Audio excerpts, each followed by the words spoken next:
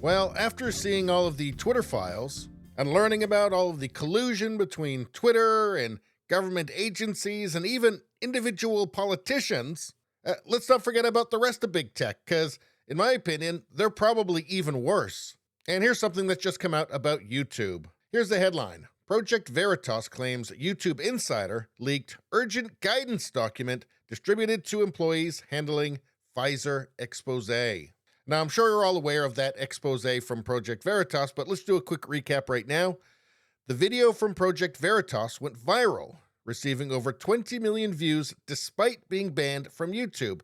In that video, a man identified as Jordan Walker, Pfizer's Director of Research and Development at Strategic Operations, mRNA Scientific Planner, divulges that the company has allegedly considered mutating C19 through, quote, directed evolution. Now, directed evolution, that's not another way of saying gain of function, is it? And isn't that the sort of thing that got us into all that trouble we've been going through the last few years in the first place? Yeah, I could see why Pfizer wouldn't want people knowing about it.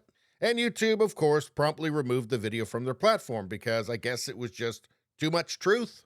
And Project VERITAS is now saying that YouTube officials distributed a document to employees on how to handle the bombshell video.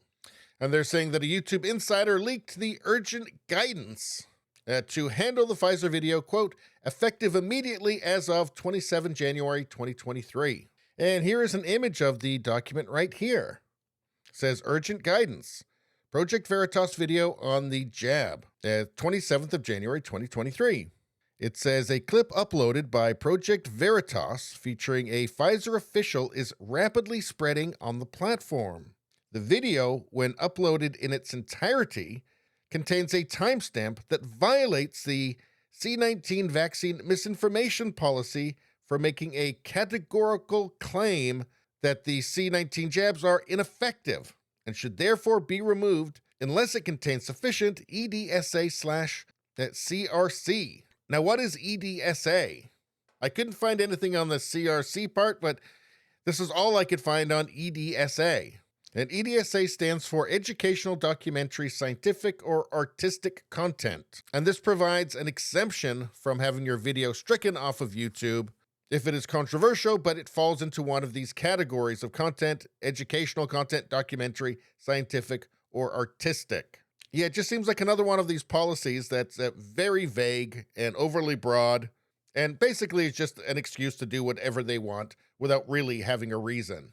But in any case, I think you can certainly make the case that the Project VERITAS video could fall under the category of educational, documentary, or scientific, any of them or all of them. It says, when reviewing any re-uploads of this content, be sure to confirm that the following violative timestamp is present. So this is the part they're concerned about of the video. Quote, our undercover journalist asked Walker how Pfizer is handling the fact that their COOF jabs are ineffective against COOF variants. What he said is disturbing. Listen to this. It says you're to strike the video if no sufficient CRC, whatever that is present in the four corners, title, or description. Example, video includes the violative timestamp noted above and no EDSA/CRC. So if it includes that sentence that we went over, and you're to approve the video if the video has other segments of the Project VERITAS clip, but does not include the violative timestamp listed above, so the violative statement. Although it's not a statement, is it? It's a question. It's a question that apparently neither Pfizer or YouTube likes. Down here it says why. It says it is important that we remove violative re-uploads of this content as it spreads harmful misinformation about approved jabs against you-know-what. But is it really about this violative content that they've listed? Or is it really about, everything else in the video? The stuff about the directed evolution? The stuff that should concern every single human being on the planet? Here's what James O'Keefe had to say. For those who don't like the video having 30 million views, ask yourself, why does Project VERITAS even have a mission? If YouTube weren't taking down our video and large multinational corporations weren't telling journalists not to cover stories, there wouldn't be a need for people like me. And then, and this is quite amusing, From Project Veritas, we rented an LED truck and parked it outside of the Pfizer World Headquarters in Manhattan today. Stay tuned. And just to end this off, let's take a look at a Google search result here. Project Veritas Pfizer Expose. That's what I typed in. Yeah, every time there's a story that Google won't like, this seems to happen. Google owns YouTube, by the way, just so you know. But what kind of results do we get here? Here's something from the deep dive. Here's from Pfizer itself, their response to research claims. Let's see a YouTube video. Western Standard News, that's a Canadian site. There's Apple Podcasts. Here's intellectualtakeout.org.